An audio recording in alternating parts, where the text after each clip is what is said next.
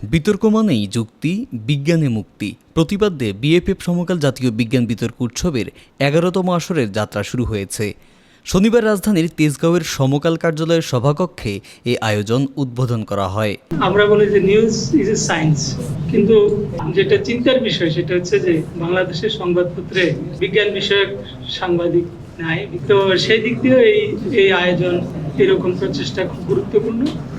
সমকালের পাঠক সংগঠন সুরিত সমাবেশের তত্ত্বাবধানে এবার ৬৪ জেলার ৫২০টি স্কুলের ১৫৬০ বিতার্কিক এই প্রতিযোগিতায় অংশ নেবে। প্রতিটি জেলা থেকে ৮টি দল বিতর্ক প্রতিযোগিতার প্রাথমিক রাউন্ডে অংশগ্রহণের সুযোগ পাবে।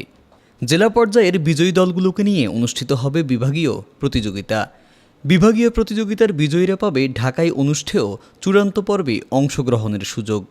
স্কুল কর্তৃপক্ষের অনুমোদন সাপেক্ষে ৩ সদস্যের দল গঠন করে অষ্টম, নবম, দশম শ্রেণীর শিক্ষার্থীরা এই বিতর্ক প্রতিযোগিতায় অংশ নিতে পারবেন।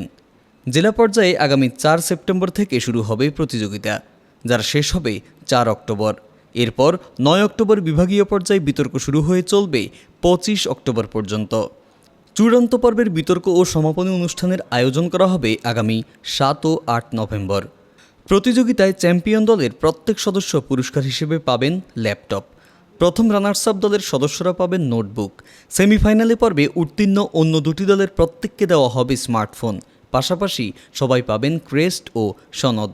আমার ধারণা মিনিমাম প্রতিটি উপজেলা থেকে একটা করে স্কুলও যদি আনা যায়, তাহলে আমার মনে হয় এই আন্দোলনটা আমাদের একেবারে গ্রাম পর্যায়ে ছড়িয়ে যাবে।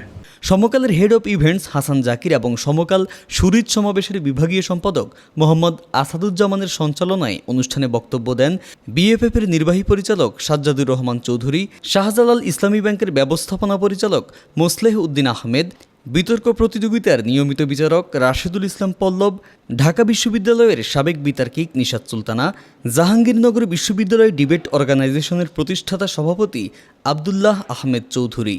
সমকাল পরিবারের পক্ষ থেকে বক্তব্য দেন প্রকাশক আবুল কালাম আজাদ, সম্পাদক শাহেদ মোহাম্মদ আলী, ব্যবস্থাপনা সম্পাদক শরীফুল ইসলাম, অতিরিক্ত বার্তা সম্পাদক মনিরুল ইসলাম।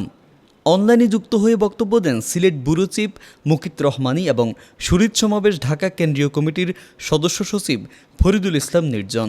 অনুষ্ঠানে সমকালের উপসম্পাদক শাহেদ চৌধুরী, সহযোগী সম্পাদক জাকির হোসেন ও শেখ রোকন, অনলাইন ইনচার্জ গৌতম মণ্ডল, বার্তা সম্পাদক রফিকুল ইসলাম রঞ্জু, উপপ্রধান প্রতিবেদক শাহাদাত হোসেন পরশ, সহকারী সম্পাদক জিয়া হাসান, শাহজালাল ইসলামী ব্যাংকের পিয়ার এবং ব্যাংক ফাউন্ডেশনের ইনচার্জ হারুনুর রশিদ, সাবেক কৃতি বিতার্কিক মাজেদ আজাদ, শাকিল আহমেদ, মোহাম্মদ ইফতেখারুল ইসলাম অপু এবং বাংলাদেশ ডিবেট ফেডারেশনের সভাপতি প্লাবন গাঙ্গুলি, সুরিত সমাবেশ ঢাকা কেন্দ্রীয় কমিটির আহ্বায়ক জাহাঙ্গীর আলম প্রমুখ উপস্থিত ছিলেন।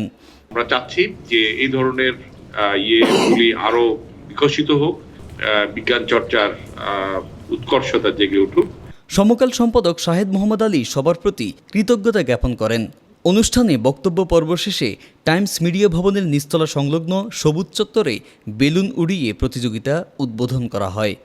বাংলাদেশ ফ্রিডম ফাউন্ডেশন ও সমকালের যৌথ উদ্যোগে আয়োজিত এ বিতর্ক প্রতিযোগিতায় সহযোগী হিসেবে থাকছে শাহজালাল ইসলামী ব্যাংক।